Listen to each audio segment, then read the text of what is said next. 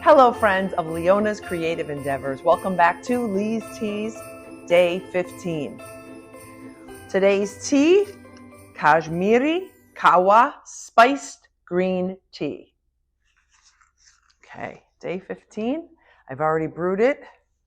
Yesterday was my big Tuba Christmas day here in central Connecticut. Yesterday was such a busy day, a busy, wonderful day, and I wanted to take the time to really edit down the video and give you some really good highlights. I've lit the fire so we can try the tea to wind down and relax and have a comforting cup of tea to prepare for another work week.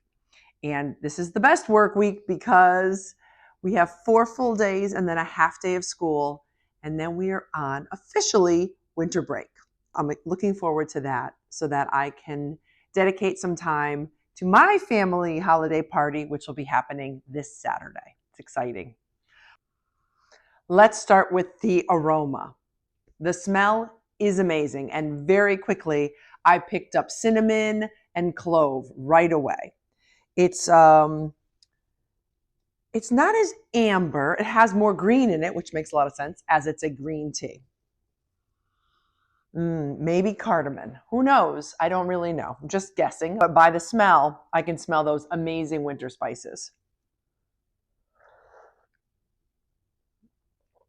Definitely get the hit of green tea and that flavor profile.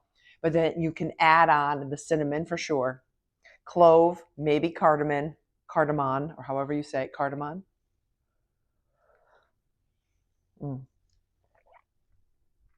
Really lovely. What I'm going to do now, I'm going to enjoy my tea, and what I'd like you to do is enjoy some footage from New Britain Tuba Christmas 2024, which occurred yesterday on December 14th at the beautiful and historic Trinity on Main in downtown New Britain. We had 35 tubists and standing room only at the beautiful space, the beautiful theater located at Trinity on Main. So enjoy the video. Thanks for your support. We'll see you tomorrow.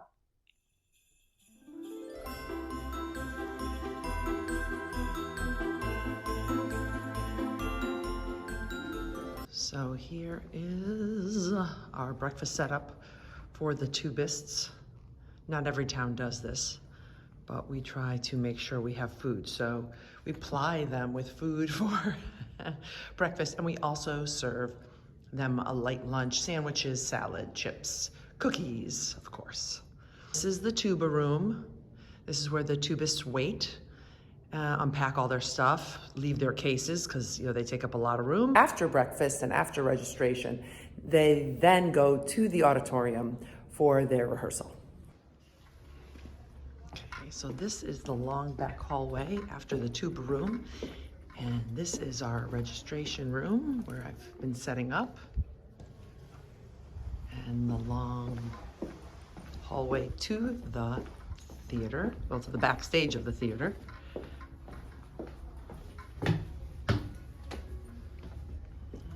So here's off stage, stage right. There's my tote full of items.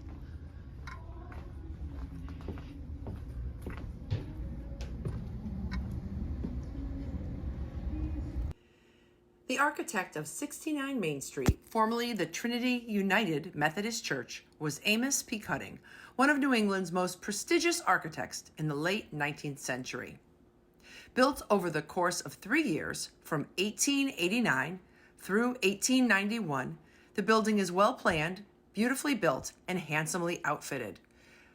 A 108-foot tower rising from the large arched entrance to a roof like a pyramid and 4 small turrets dominates the facade. To one side is a small faceted wing that houses offices and meeting space.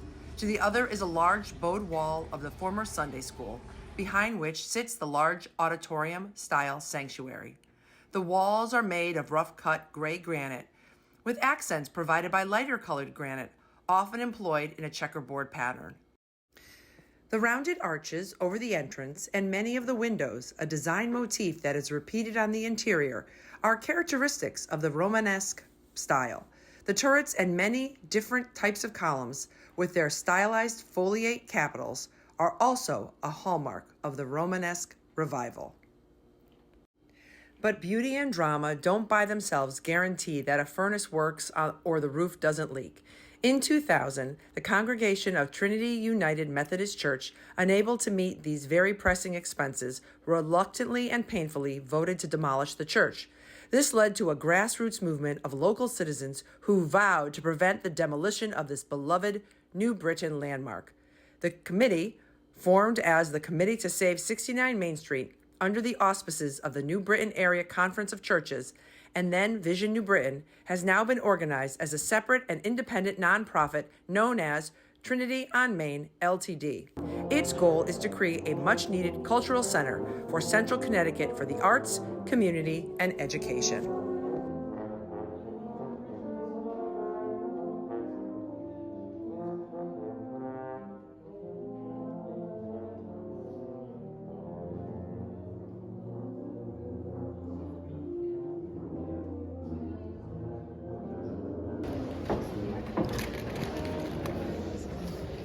Good afternoon and welcome.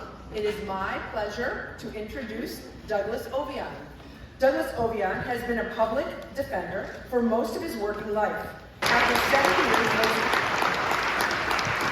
Welcome, folks, to the 10th annual New Britain Tuba Christmas. Merry Tuba Christmas to all. Merry Tuba Christmas! Off the show, it is my privilege to introduce the first tuba player of the New Britain Symphony Orchestra, our indispensable leader for the 10th year in a row, our acclaimed conductor, Mr. Walter Gibson.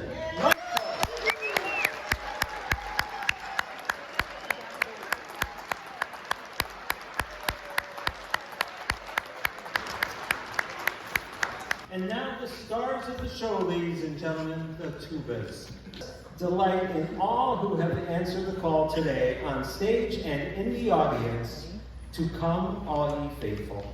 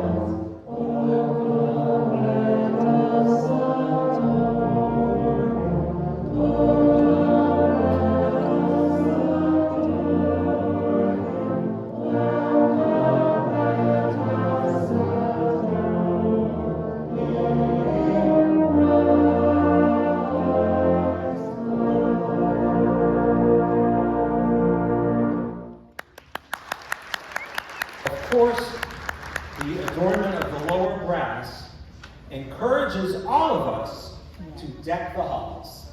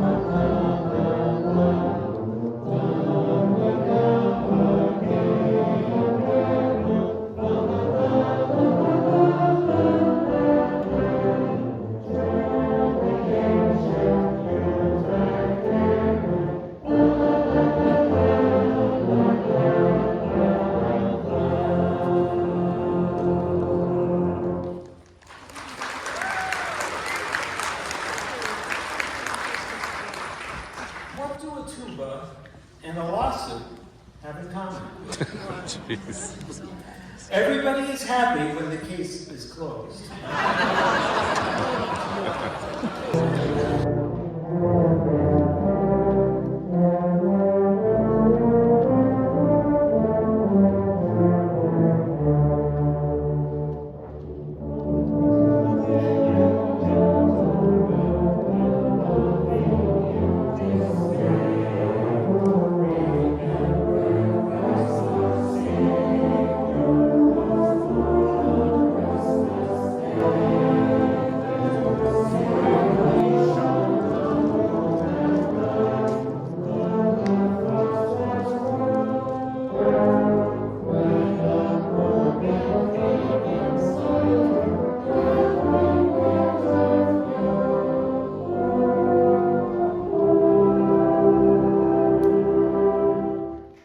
It also reflects Leona's singular ability to bring out the best in people, as you have seen today. So I will make way for Leona Clifton.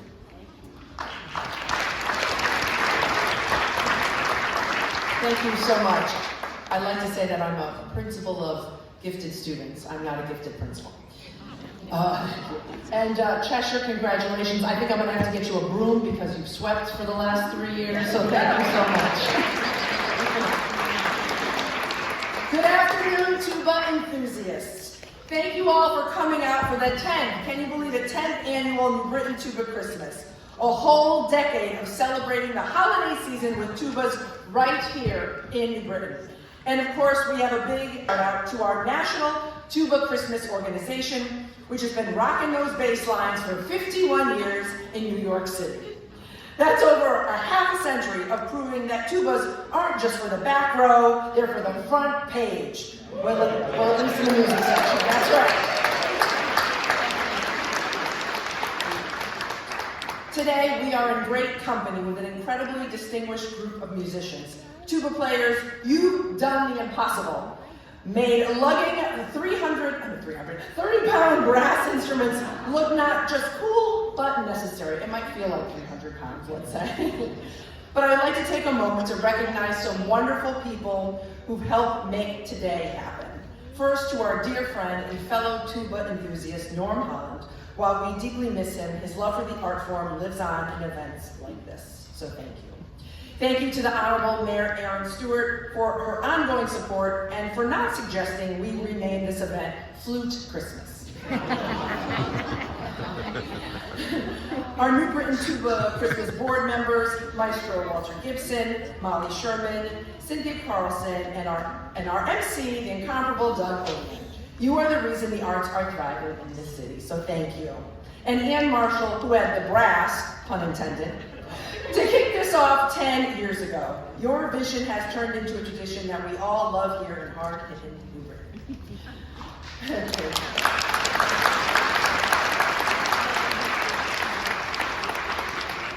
Special thanks to my amazing middle school students who are here volunteering or maybe just for the snacks. Either way, I appreciate you guys, so thank you so much. You can stand up if you'd like or wave. I have 4 friends here with me today. Thanks, guys. And you're going to see them around again. You're going to see them again because we're going to be passing the hats and you're going to donate to them because they're adorable. And all the proceeds from that money helps to make sure that we can continue New Britain Christmas for many years to come. And finally, to my patient, loving family, my husband, Jim, and 2 daughters, you survived a decade of hearing me talk about tubas nonstop and sacrificing a December Saturday for this event. I promise I'll stop making you test tuba jokes at the dinner table. And speaking of tuba jokes, let's talk about tubas some more. They're the underdogs of the band world. Not as jazzy as trumpets or as flashy as the flutes, but they are essential. Without tubas, the band would sound like a sandwich without the bread. All the toppings, but no foundation. So to all the tuba players out there, thank you for enduring all the jokes at your expense.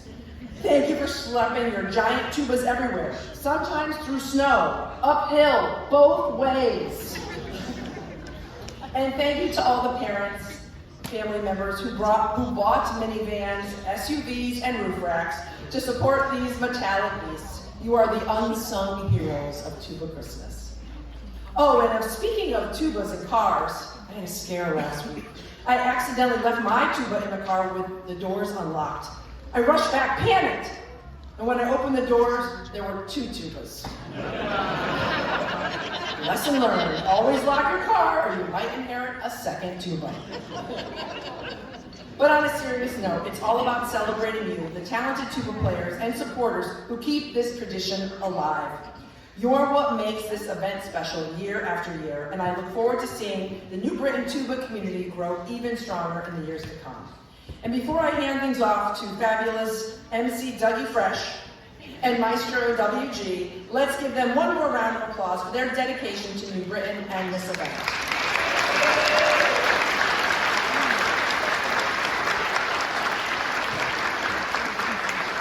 Your passion for music and the arts is inspiring, and I thank you for your yearly support. And to our fantastic audience, thank you so much for showing up year after year, proving that nothing says holiday spirit like a sing-along with tubas. Enjoy the rest of the program, and here's to another 10 years of music, humor, and joy. Thank you. Once again for providing us this gorgeous place in which to celebrate our tremendous gratitude to Trinity on Main and Joe from Thunder and Lightning. Most importantly, a huge applause for all of our musicians here on stage.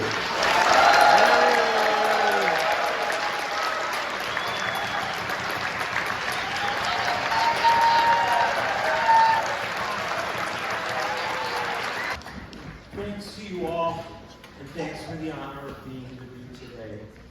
Our thanks today to our wonderful audience, and our hopes and prayers for all of the year go out to all of you. And now, let's end on a spectacular high note and reflect upon the shared goal of peace and harmony throughout the world, and join in our finale, Joy to the World.